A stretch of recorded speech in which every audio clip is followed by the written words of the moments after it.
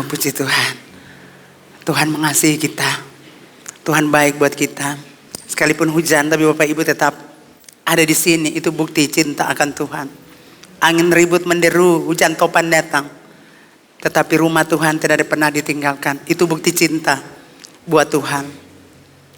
Bapak Ibu Saudara, firman Tuhan dari Matius 28 ayat 5 sampai 10. Demikian bunyi firman Tuhan. Akan tetapi malaikat itu berkata kepada perempuan itu, janganlah kamu takut, sebab aku tahu kamu mencari Yesus yang disalibkan itu. Ia tidak ada di sini, sebab ia telah bangkit, sama seperti yang telah dikatakannya. Mari, lihatlah tempat ia berbaring. Dan segeralah pergi dan katakanlah kepada murid-muridnya bahwa ia telah bangkit dari antara orang mati. Ia mendahului kamu ke Galilea. Di sana kamu akan melihat dia. Sesungguhnya aku telah mengatakannya kepadamu. Mereka segera pergi dari kubur itu dengan takut dan dengan sukacita yang besar dan berlari cepat-cepat untuk memberitahukannya kepada murid-murid Yesus. Tiba-tiba Yesus berjumpa dengan mereka dan berkata, salam bagimu. Mereka mendekatinya dan memeluk kakinya serta menyembahnya. Maka kata Yesus kepada mereka, jangan takut, pergi dan katakanlah kepada saudara-saudaraku supaya mereka pergi ke Galilea dan di sanalah mereka akan melihat aku. Demikian firman Tuhan. Judul pagi hari ini, jangan takut, pergilah ke Galilea. Amin. Nah, Bapak Ibu Saudara yang dikasihi Tuhan, murid-murid Yesus baru saja mengalami kegoncangan. Mereka mengalami kegoncangan yang hebat pada saat melihat Tuhan Yesus disalibkan dan akhirnya dikuburkan. Jadi secara manusia itu tekanan yang hebat yang murid-murid alami. Intimidasi, penekanan, ketakutan atas orang-orang Yahudi, orang-orang Farisi itu menguasai mereka. Nah, peristiwa yang mencekam ini membuat mereka lupa pada semua perkataan dan janji-janji Tuhan Yesus bagi mereka. Mereka mulai berpikir, kalau begini berarti tidak lama lagi kita pasti ditangkap karena kita juga adalah murid-murid Tuhan Yesus. Jadi Bapak Ibu Saudara, biasanya kalau kita ada dalam kegoncangan, kita ada di dalam ketakutan, kekhawatiran, kecemasan, dalam tekanan, kita selalu lupa akan janji-janji Tuhan. Kita selalu mendengar suara Tuhan, kita baca firman Tuhan, kita ikut komsel ibadah raya. Tapi setiap masalah datang yang menggoncangkan hidup kita, ketika badai datang untuk menggoncangkan hidup kita, kita lupa sama janji Tuhan. Karena kita fokus pada masalah itu, persoalan itu. Tapi Bapak Ibu Saudara, firman Allah mencatat 3 hari setelah kematian Yesus, kondisi murid-murid yang lagi goncang itu, berita kebangkitan Yesus terdengar. Dan ini disampaikan oleh wanita-wanita. Katakan wanita-wanita. Jadi kalau laki-laki pakai logika, maka wanita-wanita akan bergerak supranatural. Yang wanita katakan amin. Jadi berita kebangkitan Yesus disampaikan malaikat kepada wanita-wanita, dan wanita-wanita ini sampaikan kepada laki-laki. Baru laki-laki itu lari ke kubur untuk melihat apa yang terjadi. Kalau Anda bergerak lama, laki-laki dengar, maka Tuhan Allah akan pakai wanita-wanita di akhir zaman untuk bergerak dalam kekuatan supranatural, untuk melayani pelayanan yang luar biasa akhir-akhir ini, karena masa percepatan sudah dekat. Jadi bukan leha-leha kita. Jadi berita kebangkitan Yesus bukan disampaikan oleh Simon Petrus, bukan disampaikan oleh Yohanes, Yakobus dan murid laki-laki yang lain, tetapi disampaikan oleh wanita-wanita hebat. Amin Bapak Ibu. Dalam Injil Markus dikatakan 3 orang perempuan yang pergi ke kubur Yesus itu, yaitu Maria Magdalena, Maria ibu Yakobus dan Salome. Mereka yang menjadi saksi pertama tentang kebangkitan Yesus. Katakan wow. Jadi wanita-wanita siap, Anda akan menjadi saksi di mana-mana. Tidak ada orang bisa halangi Anda, termasuk suami Anda. Karena kalau Tuhan bergerak dalam diri Anda, ada api dalam diri Anda, Anda punya laki tidak bisa tahan. Tidak bisa. Karena Anda akan bergerak dengan dahsyat. Jadi Bapak Ibu Saudara yang dikasihi Tuhan, berita kebangkitan ini sekali lagi disampaikan oleh wanita-wanita. Wanita-wanita kehebatan Tuhan, wanita-wanita pemberani. Tidak ada laki-laki yang pergi kubur, tapi perempuan-perempuan pergi kubur karena cinta mereka akan Tuhan. Mereka mau cek di mana tuh mayat Yesus, apa ada atau sudah dicuri atau diapakan. Dan Bapak Ibu Saudara, dalam kultur budaya di zaman itu, status dan kesaksian kaum perempuan sangat direndahkan atau diragukan. Tapi Yesus mentransformasi budaya. Yesus menghargai dan memberdayakan semua, baik laki-laki maupun perempuan. Perempuan, laki-laki dipakai, perempuan juga dipakai. Jadi jangan merendahkan perempuan. Katakan amin. Ayat 5, mereka yang pergi ke kubur itu berada dalam posisi ketakutan. Ya, kita tahu bahwa tadi firman Allah berkata waktu sampai, kalau baca pasal ayat 1 sebelum ayat 5, mereka sampai di situ sudah ada gempa bumi yang hebat. Secara manusia mereka ketakutan, saudara. Sedang gempa, kita di rumah kita lari keluar. Di pasar, di kantor-kantor kita lari. Ini di kuburan bertiga sendiri. Apa tidak panik, saudara? Jadi secara manusia mereka takut juga pergi ke kuburan. Dalam posisi takut, bukan takut orang mati, saudara. Ini takut orang-orang Yahudi, orang-orang religius, orang-orang beragama. Kemarin kami sering di bawah ya, saya bukan sering ya, baca firman, tapi saya kasih bahan itu. Saya yang kasih saya yang kasih seri tentang hal itu. Berkat saya dapat di situ. Orang-orang pada zaman Yesus itu orang-orang religius, orang-orang beragama. Mereka merasa diri mereka benar, sudah potong pusat di gereja, sudah dari kecil pergi gereja, sudah setia di gereja, jadi kami ini paling benar. Dan mereka menganggap orang-orang yang bukan orang Israel itu tidak punya arti. Mereka berpikir mereka bangsa kepunyaan Tuhan, milik kepunyaan Tuhan. Jadi mereka merasa diri hebat. Itulah sebabnya kesombongan ada pada mereka.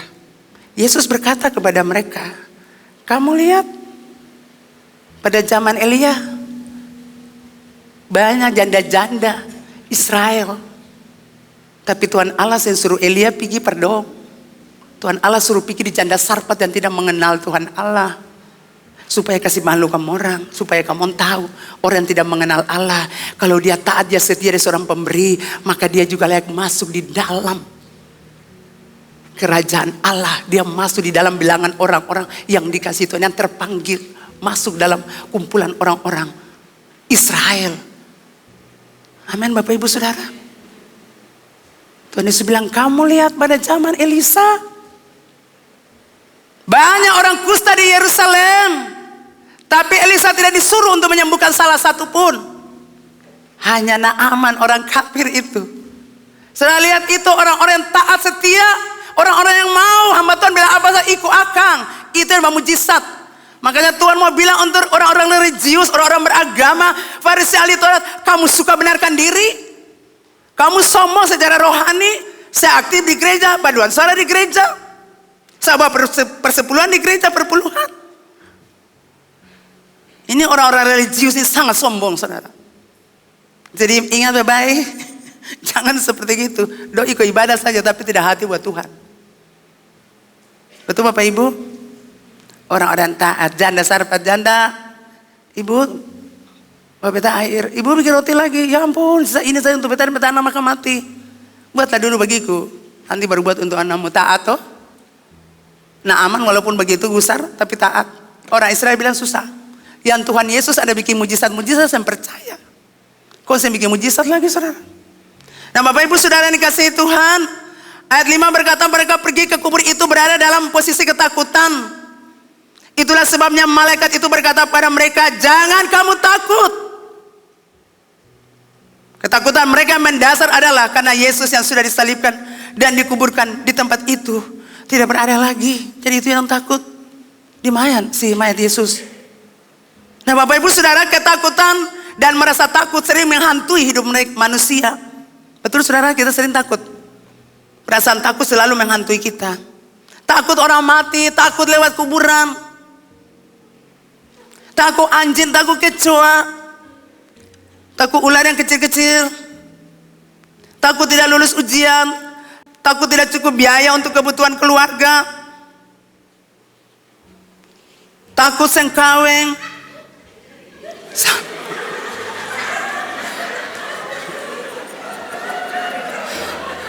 Bagus, itu bagus. Ya, kau tepuk tangan dulu. Luar biasa, ini orang singers baru di gereja ini memang. Takut yang penyakit-penyakit yang silih berganti yang sembuh-sembuh. Takut mati. Takut bisnis hancur. Takut laki mati. Lah itu laki lebih baik, kenapa takut dia mati? Seseorang bilang, telepon suami saya ada anak, takut untuk mati mama. Lah siapa yang bilang dia mati? Orang ada baik-baik. Gitu. Semua kita takut. Firman Allah berkata hari ini, pagi ini, jangan takut. Pergilah ke Galilea. Bapak ibu saudara lagi takut apa? Tuhan bilang jangan takut. Saudara bilang amin, tapi nanti berjalan ke sana uang sisa sedikit mulai takut. Sisa 5.000 ini mau beli apa nih akang lagi? Bolong lagi, mau beli forecast lagi. Bolong lagi, mau judi online, ongkosnya bagaimana pulang? Iya, Anda bisa relax ya. Nah, jangan Anda muka papaya masa, Anda boleh tidak masa, maksudnya papaya masa muda. Relax saudara. Nah Bapak Ibu saudara, dalam Alkitab kata takut disebut sebanyak 365 kali. Bapak Gembala sudah sering bilang di sini. Hal ini membuat kita tetap percaya pada perkataan Tuhan sekalipun berada dalam masalah sulit dan sukar. Amin. Masalah sulit sukar kita tetap percaya pada perkataan firman, pada janji Tuhan. Setiap pagi kita diingatkan untuk tidak takut dalam menjalani hari-hari hidup kita. Sebab ada janji Tuhan yang meneguhkan dan menguatkan kita. Saudara, kadang-kadang persoalan datang, sudah tinggal 1 menit kita mulai ketakutan, minta ampun. Semua bilang jangan takut, karena dalam 1 detik itu tangan Tuhan terulur. 1 menit pun anak saya tuh mau nikah tuh minta maaf.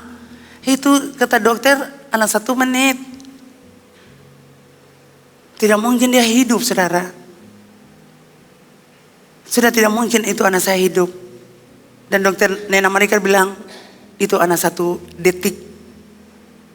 Makanya saya bilang, nak kamu besar jadi dokter. Supaya kamu tolong orang-orang, kamu jadi saksi. Jangan cari uang, tolong jiwa. Uang kita butuhkan, tetapi jiwa itu berharga di mata Tuhan. Mau kaya sampai mana saudara? Akhirnya juga uang katong kasih tinggal orang-orang jahat nikmati. Jadi akhirnya anak saya jadi demikian. Karena peristiwa itu saudara. Anak 1 detik, tapi 1 detik Tuhan buat dia jadi lain. Karena dia lahir dengan tujuan Tuhan. 1 detik saudara. Tuhan sanggup menolong. Bapak ibu yang tidak percaya saja. Ini belum lagi. Aduh jam ini harus ini begini. Nah ini begini. Aduh. Saya ingatkan bapak ibu yang saya bilang orang yang datang minta tolong di saya berdoa buat dia. Dia kalau tidak salah tuh mungkin jam 8:30 ya dia datang. 1,5 jam kemudian Tuhan siapkan orang bantu dia. Doa ubah segalanya. Doa menggoncang surga. Doa ini menggoncang langit. Langit terbuka dan menolong orang itu. Dan sebenarnya nanti sekali datang di mama gereja. Iya nanti saya datang mama. Jadi bapak ibu saudara kita harus melayani dengan tanda-tanda heran mujizat menyertai kita. Supaya orang-orang melihat mujizat mereka percaya Tuhan. Lalu mereka melangkah cari Tuhan. Jadi bapak ibu saudara dikasihi Tuhan. Kebangkitan Tuhan Yesus berkuasa. Menaklukkan segala kuasa-kuasa di dunia. Kuasa kematian dan juga kuasa ketakutan. Kalau bapak ibu saudara takut, kuasa Tuhan Yesus yang bangkit itu berkuasa untuk menghancurkan ketakutan. Untuk menghancurkan segala kuasa-kuasa yang ada di dunia ini. Nah ayat 7 berkata, ia mendahului kamu ke Galilea. Dan segeralah pergi dan katakan kepada murid-muridnya bahwa ia telah bangkit dari antara orang mati. Ia mendahului kamu ke Galilea. Bapak ibu saudara mengapa ke Galilea? Karena Galilea adalah tempat kediaman Yesus. Katakan tempat kediaman Yesus. Galilea adalah tempat kediaman Yesus. Tempat Yesus bertumbuh dan dibesarkan. Yesus mendahului mereka ke Galilea. Supaya berita kebangkitan Yesus juga diberitakan di sana. Di Galilea. Untuk keluarga-keluarga, masyarakat dan bangsa-bangsa lain. Supaya mereka juga percaya. Saudara lihat Tuhan itu mengasihi semua bangsa. Tuhan itu mengasihi semua kita. Siapapun kita dalam ruangan ini. Jadi Yesus mendahului mereka untuk memberikan sukacita dan peneguhan bagi murid-murid. Dan juga bagi banyak orang. Bahwa ia sudah bangkit dari kematian. Yesus mendahului mereka. Mendahului dalam perjalanan hidup mereka. Dan juga dalam hidup kita. Bapak ibu saudara dengar. Yesus mendahului. Katakan mendahului. Yesus mendahului kita. Yesus mendahului dalam perjalanan hidup kita. Waktu kita berjalan, Yesus sudah mendahului kita di depan, Bapak Ibu Saudara. Kita kadang-kadang merasa, Yesus di mana? Tuhan di mana Tuhan waktu kita persoalan? Saudara dengar pagi ini Tuhan bilang, aku mendahului kamu. Berarti Yesus itu ada di depan kita. Dan dia siap untuk menolong kita. Katakan amin. Yesus mendahului dalam perjalanan hidup kita. Bahkan mendahului dalam kematian dan kebangkitan kita. Ini adalah sukacita yang perlu kita sampaikan kepada keluarga kita, teman kita, orang-orang lain yang ada di sekitar kita. Yesus mendahului segala perjalanan dan situasi yang kita hadapi. Apapun situasi Bapak Ibu, Yesus mendahului situasi itu. Katakan amin.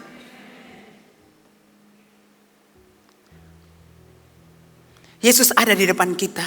Ia menyambut kita. Ia menopang kita. Sehingga kita tetap berdiri. Siapa yang kuat menghadapi masalah Bapak Ibu? Kita semua bisa berdiri dan kuat. Karena Yesus ada untuk kita. Dia ada di depan. Di samping kiri kanan kita. Yesus itu sambut kita. Waktu kita berdiri, Bapa, tangannya terbuka. Untuk sambut kita. Seperti anak-anak di gereja. Mama, saya peluk mereka. Dan saya tahu. Saya akan ke Bapa. Di surga juga begitu. Pas bertemu Bapa, tangan Bapa akan terbuka. Memeluk saya. Makanya kalau kita menyembah, kita merasakan damai sukacita. Itu kita ada dalam pelukan Bapa. Karena pelukan Bapa itu hangat. Pelukan Bapa itu penuh kasih. Sehingga waktu kita dipeluk dalam pujian penyembahan, kita merasakan ada sesuatu yang mengalir.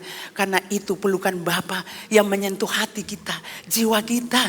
Sehingga kita merasakan yang tadi persoalannya berat, sekarang ini sudah tidak berat lagi. Karena waktu kita berjumpa Bapa, kita dipeluk, kita dirangkul. Amin Bapak Ibu. Kita dihapus air mata. Air mata kita yang ada Tuhan hapus. Jadi itulah Tuhan yang dahsyat Bapak Ibu. Dia ada untuk kita. Dia menopang kita. Sehingga kita tetap berdiri. Katakan amin. Nah Bapak Ibu Saudara, mengapa ke Galilea? Yang pertama saya catat di sini Saudara. Karena Galilea adalah tempat di mana Yesus pertama kali bertemu dengan murid-muridnya. Amin.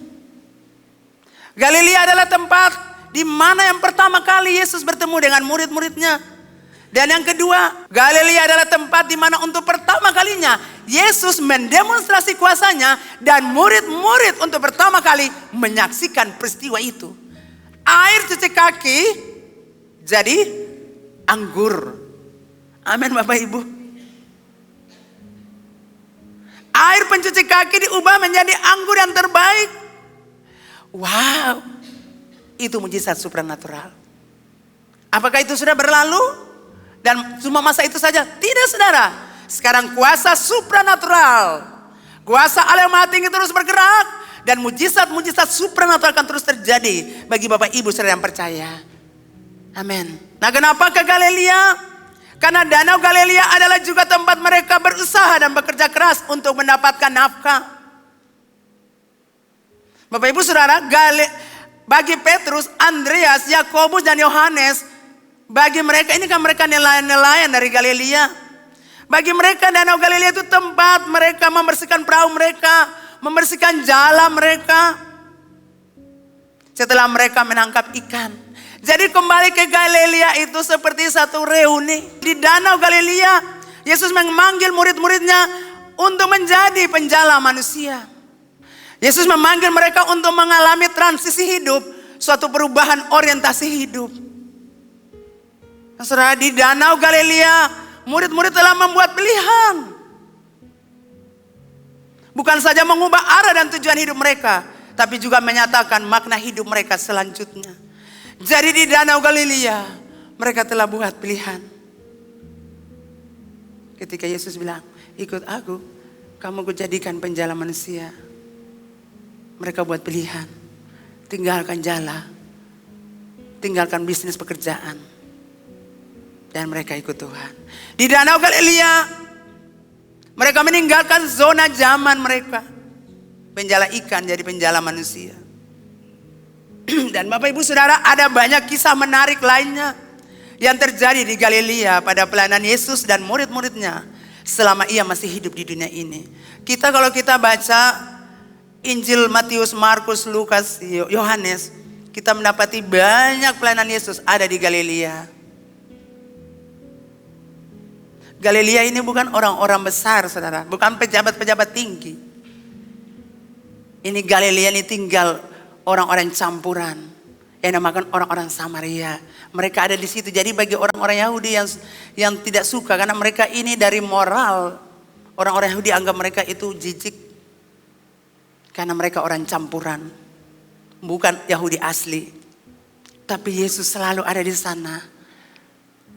Untuk memberitakan berita keselamatan. Karena Yesus datang dengan tujuan supaya manusia itu bertobat dan kembali kepada Tuhan. Bukan untuk orang Israel saja, tapi Yesus datang untuk kita semua. Jadi siapapun Bapak Ibu saudara dalam ruangan ini, mungkin engkau dari latar belakang susah, keluarga terpinggirkan, tidak punya status dalam keluarga atau dalam masyarakat. Tapi saya mau bilang, Yesus mengasihimu. Sama seperti orang-orang Galilea, orang-orang pinggiran, nelayan-nelayan yang kotor, yang kasar. Yesus mengasihi mereka. Walaupun dalam pandangan orang-orang beragama, orang-orang religius itu tidak pantas mereka ditolong. Tapi Yesus mengasihi mereka. Yesus menolong mereka. Karena itu misinya datang di muka bumi. Bapak Ibu diberkati. Jadi sebagai anak Tuhan, mari kita seperti Yesus. Kita punya belas kasihan buat orang lain. Amin. Jadi ada banyak peristiwa yang terjadi di Danau Galilea. Dan malaikat tadi berkata, jangan takut, pergilah ke Galilea. Bapak Ibu Saudara, apa tujuan perjumpaan ini? Yesus bilang jangan takut, pergilah mendahului aku. Apa tujuan perjumpaan ini Bapak Ibu Saudara? Yang pertama, supaya murid-murid mengingat dan mengenang kembali peristiwa perjumpaan mereka dengan Tuhan. Katakan amin. Jadi Tuhan ini Tuhan yang sangat baik Bapak Ibu Saudara. Tuhan tahu bahwa murid-murid mengalami kegoncangan yang hebat. Murid-murid mengalami ketakutan. Murid-murid mengalami intimidasi. Saya percaya waktu itu pasti heboh di Yerusalem. Pasti orang-orang akan menakut-nakuti mereka. Kamu akan ditangkap, kamu akan dimasukkan penjara. Karena gurumu sudah mati. Kamu berharap apa lagi? Dan itu tekanan bagi murid-murid yang 12. Itulah sebabnya Yesus bilang apa? Jangan takut. Pergilah ke Galilea. Amin Bapak Ibu. Apa tujuan perjumpaan ini? Tadi saya bilang satu. Supaya murid-murid mengingat dan mengenang kembali peristiwa perjumpaan mereka untuk pertama kalinya dengan Tuhan Yesus. Jadi pergi ke Galilea berbicara tentang kasih mula-mula. Tuhan itu paling baik Bapak Ibu. Karena Tuhan tahu kegoncangan mereka hadapi, tekanan, stres. Tuhan bawa mereka kembali ke Galilea untuk pulihkan mereka. Dari tekanan, dari stres, dari ketakutan. Dari kecemasan, dari tekanan yang berat. Tuhan tahu hibur Bapak Ibu Saudara ketika Bapak Ibu Saudara mengalami masalah. Goncangan, badai. Tuhan tahu untuk menolong Bapak Ibu Saudara dan saya. Karena Dia itu Bapak yang baik. Kita bisa bayangkan bagaimana situasi murid-murid. Itulah sebabnya Tuhan mengasihi mereka. Dan sebelum peristiwa kematian Yesus pun, Yesus sudah pernah berbicara. Aku akan mati, tapi aku akan bangkit naik ke surga. Dan aku akan mendahului kamu ke Galilea. Jadi ke Galilea berbicara tentang kasih mula-mula. Kasih mereka semula ketika berjumpa Tuhan. Karena saat itu, saat kejadian Yesus disalibkan mati. Mereka tidak berdaya lagi saudara. Tapi Yesus katakan pergi ke Galilea, aku dahului kamu. Dengan jalan demikian tubuh mereka, roh mereka, jiwa mereka bergairah, menyala-nyala, berapi-api, berkobar-kobar, bersemangat, antusias lagi untuk kembali dan melayani Tuhan sebagai penjala manusia sesuai komitmen mereka di pantai Galilea. Jadi kembali ke Galilea. Tuhan mau bilang buat mereka, kamu ke sana supaya kamu ingat pertama kali kamu bertemu aku. Pertama kali kamu berjumpa aku. Pertama kali kamu merasakan aku mengasihi kamu. Pertama kali kamu melihat mujizat supranatural terjadi. Pergi ke Galilea supaya kamu lihat orang-orang sakit disembuhkan. Pergi dan lihat orang-orang kusta disembuhkan, timpang berjalan, buta melihat, tuli mendengar. Pergi dan lihat itu supaya imanmu bangkit. Kalau kamu tetap di Yerusalem, kamu akan ketakutan. Kalau kamu tetap di Yerusalem, kamu bisa mati mendadak. Kamu harus keluar dari Yerusalem dan pergi ke Galilea. Saudara, kadang Tuhan bawa kita seperti itu untuk membuat kita senang. Amin. Tuhan membawa kita kembali untuk mengenang kembali kasih Tuhan yang kita alami. Tuhan bawa kita kembali untuk mengingat lagi perbuatan-perbuatan ajaib yang pernah Tuhan buat untuk kita. Jadi Bapak Ibu Saudara dikasih Tuhan tidak perlu menyesal dan menangisi semua yang sudah terjadi. Jadi Tuhan mau katakan jangan menangisi yang sudah terjadi. Semua sudah terjadi, saya sudah mati, saya sudah bangkit. Jangan tangisi lagi. Tidak perlu hidup dengan perasaan-perasaan bersalah dan kegagalan-kegagalan di masa lalu. Saya percaya Petrus akan malu memandang Yesus, saudara. Karena dia orang yang hebat ya. Untuk selalu berbicara vokal. Yesus ke penjara, saya ke penjara. Yesus mati, saya mati. Jadi sebagai manusia, sebagai murid Tuhan, dia pasti malu, saudara. Karena dia merasa dia gagal untuk menjadi murid yang baik. Dia gagal untuk tidak bisa memegang perkataan-perkataannya. Ada rasa malu yang mendalam di hatinya. Tapi Tuhan bilang pergi ke Galilea. Tidak perlu hidup dengan perasaan-perasaan bersalah, kecewa di masa lalu, kegagalan di masa lalu. Kenapa waktu itu beta jawab seperti itu? Kan Tuhan sudah bilang kalau ayam berkokok 3 kali, kamu sangkal aku. Kenapa saya lakukan itu? Itu perasaan berat buat si Petrus, Bapak Ibu. Sama dengan kita. Kalau kita jatuh dalam dosa, kita akan seperti itu. Kita menghadap Tuhan malu. Kita takut menghadap Tuhan. Kita merasa kita sakiti hati Tuhan dan kita tidak pantas ada di hadirat Tuhan. Itu yang Petrus alami. Bagaimana saya mau pandang Tuhan? Bagaimana saya mau melihat Tuhan? Tapi Tuhan bilang jangan menyesal. Jangan menangisi yang semua sudah terjadi. Kan aku sudah bilang, kalau aku ditangkap, maka domba-domba ini tercerai-berai. Kalian saya tidak pernah ingat. Betul Bapak Ibu? Selalu keadaan ini kita selalu lupa firman. Nanti sudah lewati baru kita ya Tuhan Bapak suhat Bapak gini katong saya bikin. Mama suhat Bapak gini katong saya bikin. Hamba Tuhan sudah suhat Bapak gini katong saya bikin. Sudah lewat dulu persoalannya. Jadi Bapak Ibu Saudara tidak perlu hidup dengan perasaan-perasaan bersalah. Kalau saat ini Anda merasa bersalah, saya mau bilang hari ini Tuhan bilang jangan takut. Anda harus pergi ke Galilea. Jangan hidup terus merasa perasaan bersalah, saudara. Saudara tidak akan bisa buat apa-apa. Saudara harus bangkit, melangkahlah dari Yerusalem, pergi ke Galilea. Kalau Anda bersalah dengan seseorang, perlu melangkah dari tempat dudukmu dan pergi cari dia dan selesaikan. Tidak susah untuk minta maaf, cuma kita sombong, tidak selalu meminta maaf. Kami belajar di rumah, saudara. Sekalipun saya ibu dan saya akan minta maaf dan mereka, saya salah. Mama salah meminta maaf. Dan saya ajar anak saya, kalau salah minta maaf di Bapak. Yang Bapak mau dan Mama cuma Mama betul salah. Iya, jangan ulangi. Jangan Anda tinggal dalam keadaan begitu. Jadi tidak perlu hidup dengan perasaan-perasaan bersalah. Hari ini Tuhan bilang jangan takut. Keluar dari perasaan-perasaan itu. Kegagalan-kegagalan Anda di masa lalu. Keluar dari hal itu. Anda itu bukan penjala ikan. Anda itu penjala manusia. Anda itu bukan nelayan-nelayan biasa. Anda itu orang-orang profesional.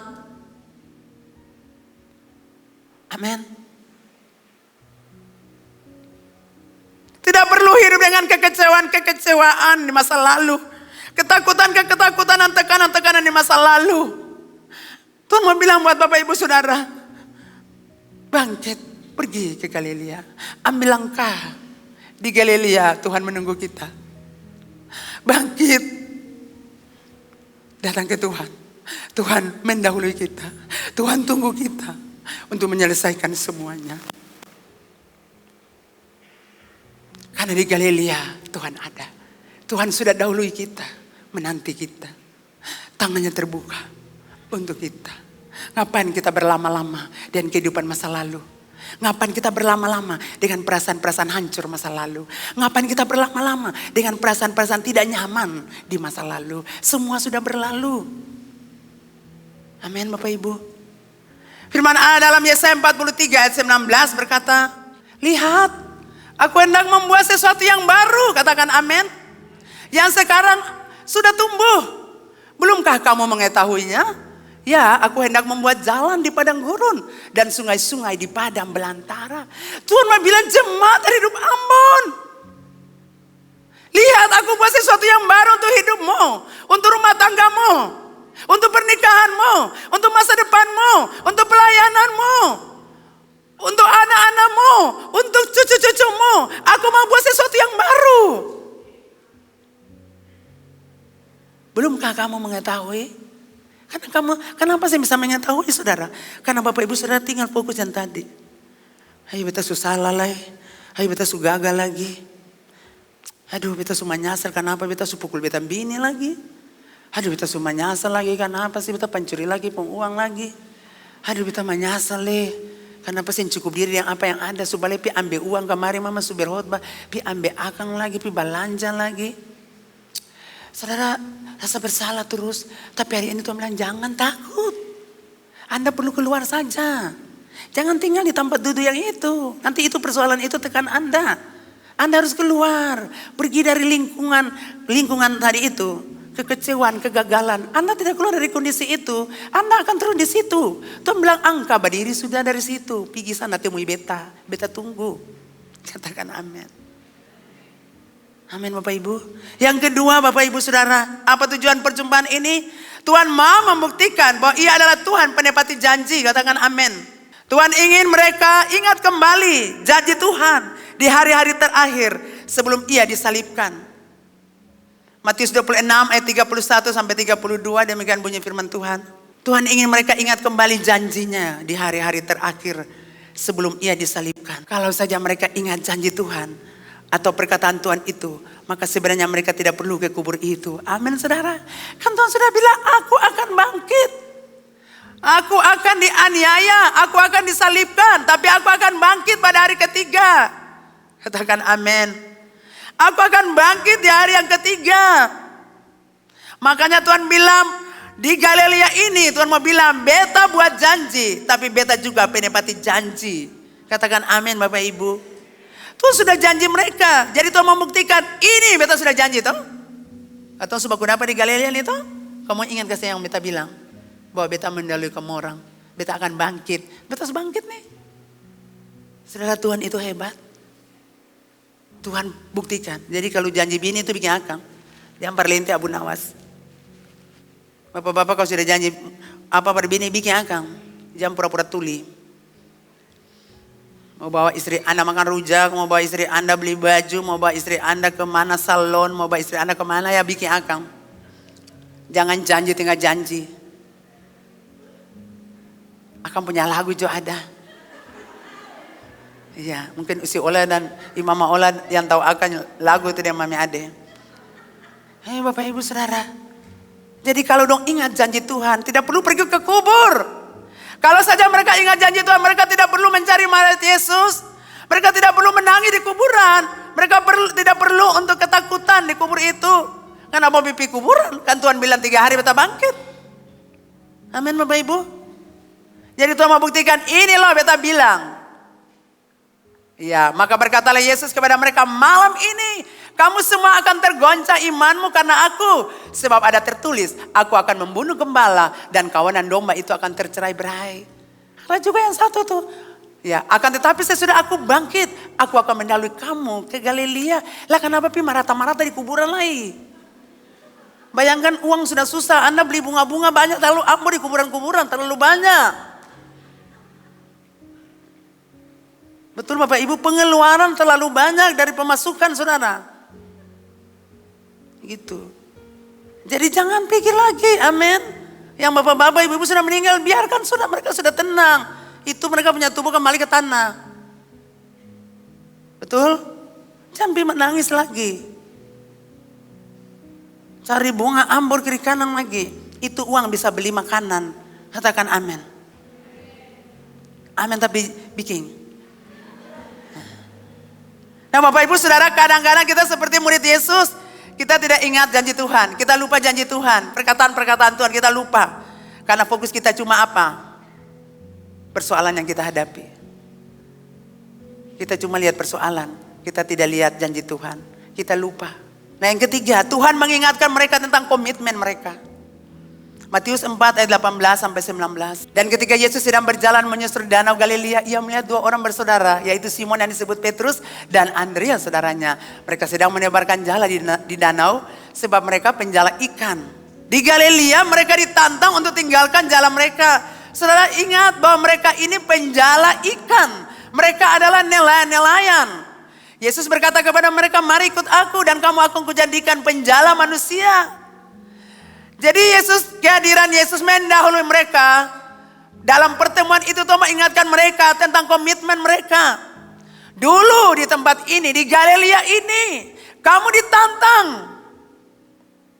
untuk ikut aku menjadi penjala manusia atau penjala ikan. Untuk tinggalkan bisnis, untuk tinggalkan pekerjaan, untuk tinggalkan jala. Dan kamu tinggalkan semua itu. Kamu tinggalkan zona nyamanmu. Kamu telah menjawab tantanganku, yaitu menjadi penjala manusia. Jadi di Galilea mereka mengalami perubahan hidup Bapak Ibu Saudara. Dan Yesus ingatkan mereka tentang komitmen mereka sebagai penjala manusia. Dan karena mereka adalah penjala manusia, maka ini adalah saatnya untuk bangkit dan pergi menebar jala, menangkap manusia supaya mereka diselamatkan. Jadi Bapak Ibu Saudara yang kekasih, kalau kita sudah komitmen melayani Tuhan, kita komitmen untuk injili orang, kita komitmen untuk doakan orang, mari kita bikin akang. Amin. Tuhan kasih ingat kita hari ini, lakukan itu dengan sukacita. Yang keempat, Tuhan mengingatkan mereka untuk tidak menjadi sombong. Tuhan mau bilang buat mereka, ingat murid-murid, kamu dulu penjala ikan. Matius 4 ayat 19. Yesus berkata kepada mereka, mari ikutlah aku dan kamu kujadikan penjala manusia. Jadi Tuhan mau bilang buat mereka, kamu dulu penjala ikan, tapi aku pilih kamu. Kamu tidak pilih aku, tapi aku pilih kamu untuk menjadi penjala manusia. Yohanes 15 ayat 16. Bukan kamu pilih aku pilih kamu. Wow, itu luar biasa Bapak Ibu. Jadi tujuan perjumpaan itu Yesus mau ingatkan mereka, ingat. Supaya jangan kamu sombong. Aku yang pilih kamu, bukan kamu pilih aku. Supaya murid-murid tidak lupa diri. Karena hal ini bisa membuat mereka jatuh dalam dosa kesombongan. Apabila mereka diutus Tuhan dan diberkati dalam pelayanan. Jadi Bapak Ibu Saudara yang dikasihi Tuhan, Tuhan tidak mau kita jatuh di dalam dosa kesombongan. Tuhan selalu ingatkan kita, jangan lupa diri. Saya harus tahu saya pun diri. Sapa dulu ose. Supaya jangan saya sombong. Karena saya bisa. Itu karena beta. Amin. Selalu beta juga harus sombong dan beta pun diri saudara. Tuhan beta bisa berdiri itu karena Tuhan. Bukan beta. Tuhan tahu beta itu apa-apa. Tapi Tuhan panggil beta. Sesuai apa yang dihotbahkan oleh pimpinan sinode waktu itu. Tuhan panggil saya. Tuhan pilih saya. Bukan saya pilih Tuhan. Tuhan pilih saya. Keluar dari duniamu. Masuk di sini. Itu Tuhan pilih. Jadi Tuhan mau kasih ingat, jangan sampai kamu lupa diri kalau kamu sudah diberkati. Kalau orang-orang sudah diberkati karena kamu doakan mereka. Kalau orang-orang diberkati dengan pelayananmu, dengan doa-doamu, dengan nasihatmu, jangan kamu tepuk dada. Jangan kamu sombong dan berkata, itu karena aku. Itu karena Tuhan Allah. Semua mujizat supernatural terjadi di sini mulai dari suami saya sampai saya. Itu karena Tuhan Allah, bukan siapa-siapa yang ada di gereja. Amin Bapak Ibu. Makanya Paulus berkata kepada jemaat di Korintus 1 Korintus 1 ayat 26 sampai 29. Ingat saja saudara-saudara. Orang-orang Korintus dengar bagaimana keadaan kamu. Ketika kamu dipanggil menurut ukuran manusia. Tidak banyak orang yang bijak. Tidak banyak orang yang berpengaruh. Tidak banyak orang yang terpandang. Tetapi apa yang bodoh bagi dunia dipilih Allah. Amin, katakan amin. Untuk memalukan orang-orang berhikmat. Dan apa yang lemah bagi dunia dipilih Allah untuk memalukan apa yang kuat. Dan apa yang tidak terpandang dan yang hina bagi dunia dipilih Allah. Bahkan apa yang tidak berarti dipilih Allah untuk meniadakan apa yang tidak berarti. Supaya jangan ada seorang manusia pun yang memegahkan diri di hadapan Allah. Itu yang Paulus bilang untuk jemaat Korintus. Jemaat Korintus, ingat.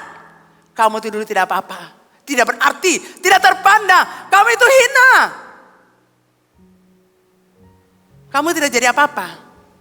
Jadi sekarang kalau kamu sudah jadi apa-apa, jangan lupa diri. Jangan kamu sombong. Jangan kamu tepuk dada, merasa kamu orang hebat. Bapak Ibu Saudara, di gereja maupun di dunia sekuler Anda bekerja, kalau Anda berhasil, ingat, jangan curi kemuliaan Tuhan. Semua keberhasilan karena Tuhan Allah, bukan Anda. Kalau Anda bilang, saya yang kerja, betul. Tapi kalau Tuhan yang kasih nafas, Anda tidak bisa bekerja. Kalau Tuhan tidak kasih kekuatan, Anda tidak bisa bekerja. Jadi kita harus belajar menghormati Tuhan. Sadari, beta ini sapa. Sampai Tuhan pakai beta pun hidup. Dengan demikian Tuhan sayang kita. Jangan baru sedikit saja Anda sudah tepuk dada. Sudah berjalan sempat studi orang. Anda baru lulus dari S1 di UKIM sana tuh. S1 di Unpati sana tuh. Anda berjalan tabrak hamba Tuhan yang ada di gereja. Sekarang siapa lawan saya? Coba tata krama itu ada di dalam jemaat hidup Ambon ya, anak-anak muda. Kadang kamu jalan tuh mau tabrak-tabrak saya. Kadang-kadang saya bilang, ini dari mana sih? Galilea kah? Dari Yerusalem. Kalau Galilea tahu aturan, tapi Yerusalem kan campur aduk. Orang-orang beragama. Jadi coba berjalan tuh menghormati orang-orang tua yang ada di gereja. Jalan itu angkat muka. Jangan Anda tunduk-tunduk muka begini, Anda tabrak saya, Anda baru kaget. Angkat muka. Jangan Anda hormati satu hamba Tuhan. Semua hamba Tuhan di gereja Anda hormati. Jangan hidup manusiawi ya, amin. Ketone manusia-manusia rohani. Kalau manusia-manusia jasmani duniawi suka bedakan. Kita tidak. Saya sudah khotbah tuh, kita cuma kawan sekerja. Kita hanya pelayan-pelayan yang memberikan pertumbuhan untuk saudara. Berhasil itu Tuhan Allah, bukan katong. Amin Bapak Ibu. Jadi hamba Tuhan dengar, jangan sampai mereka berhasil, Anda tepuk dada. Tuhan Allah yang lempar Anda pindah. Karena mereka berhasil bertumbuh, itu Tuhan, bukan kita. Kita cuma tanam, kita siram, tapi yang memberi pertumbuhan Tuhan. Kita kasih mereka makan firman, kita ajarkan mereka berhasil sukses. Puji Tuhan, itu karena Tuhan. Jangan langsung mau bilang, jangan lupa beta yang berdoa. Kesper ose, Tuhan yang bikin dia berhasil, bukan Anda. Amin. Jangan lupa mama sudah berdoa tuh lah, jangan lupa. Tahu diri juga bakso. Begitu murahnya. Tenang saja, nanti dia bawa satu saat amplop coklat dengan uang yang merah-merah yang banyak. Ini untuk ibu tanpa kita minta, amin. Amin. Ini pas kita dengar dia sudah berhasil, jangan lupa mama traktir juga di Pelangi. Kasihan di bulan.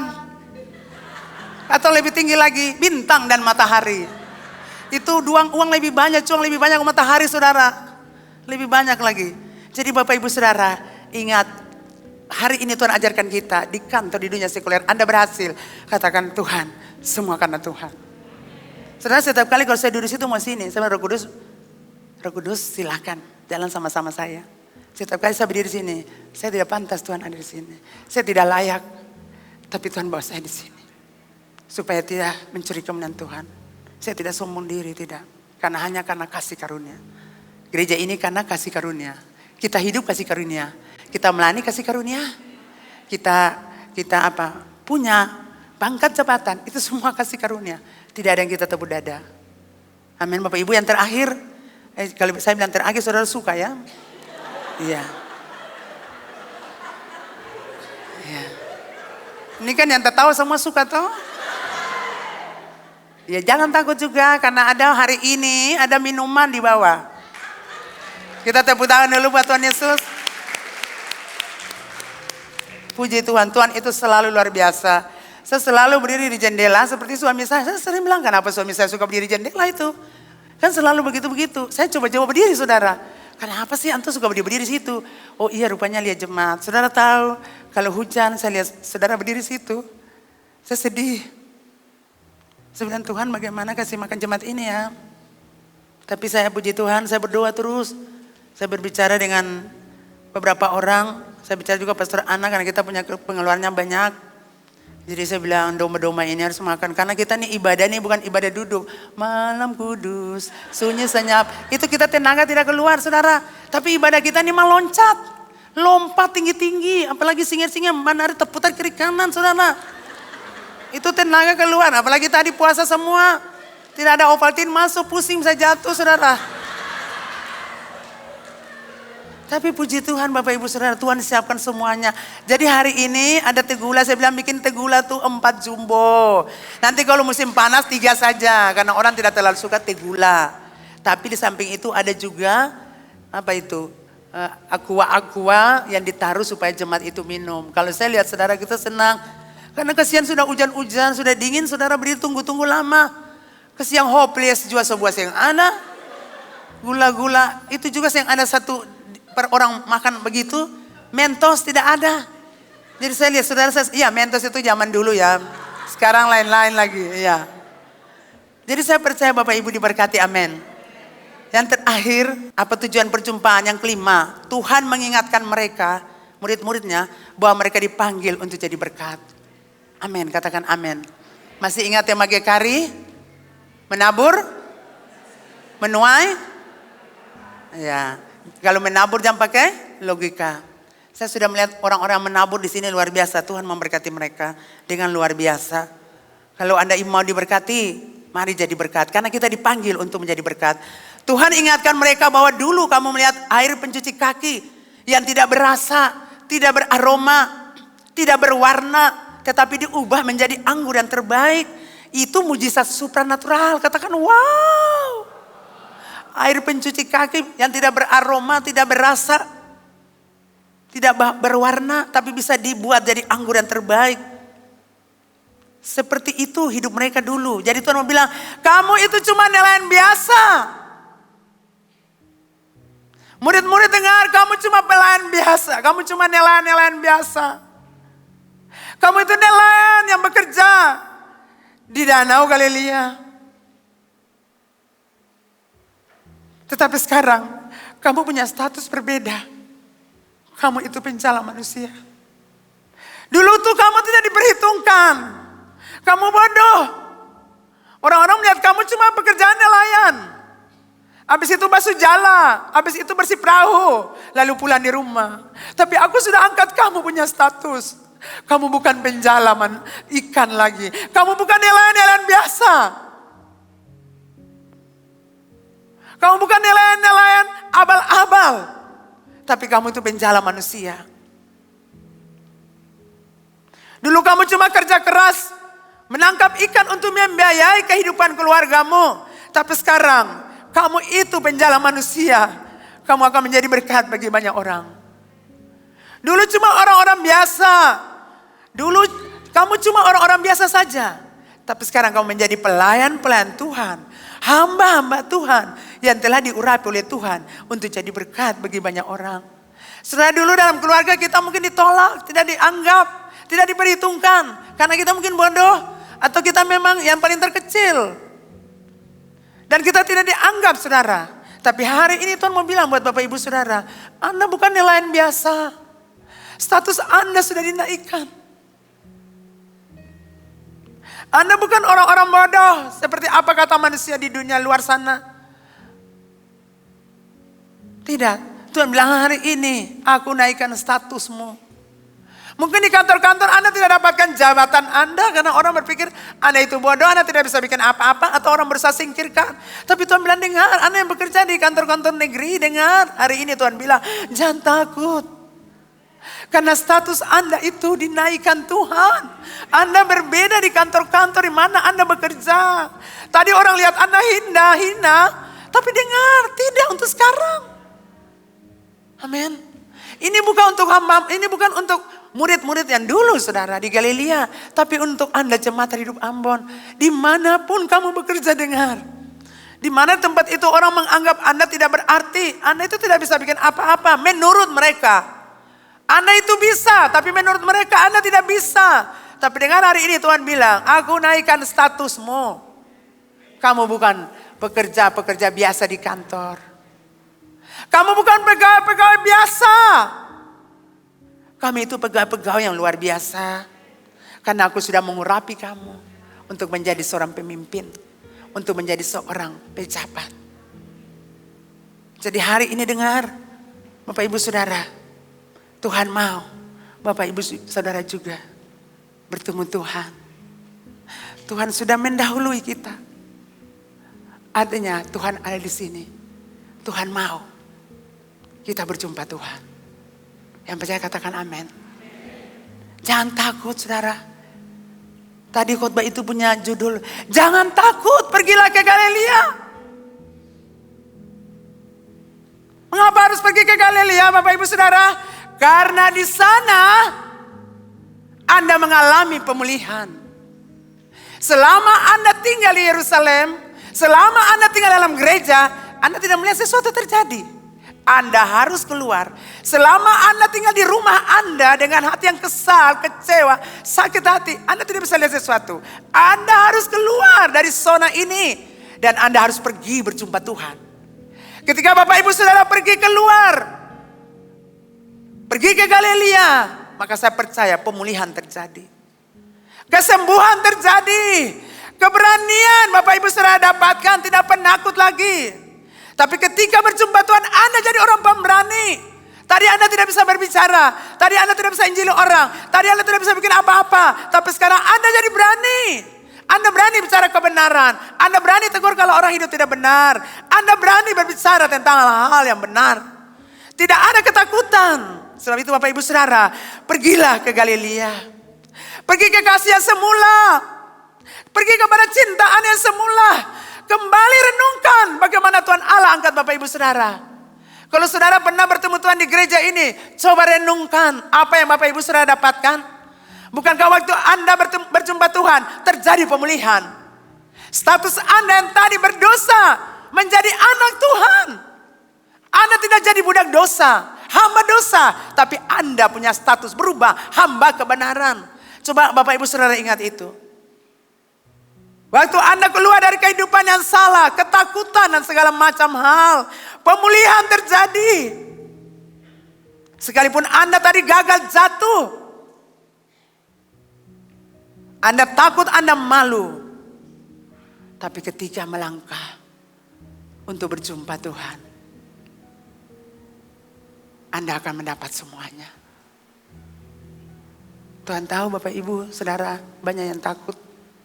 Banyak yang mengalami tekanan. Sehingga firman Tuhan ini datang buat saya. Saya ingat waktu itu kami lagi doa di bawah ya. Sebelum doa itu ada baca firman Tuhan ini. Waktu saya menyembah Tuhan hari ini kami sampaikan yang tadi itu. Itu hari Rabu.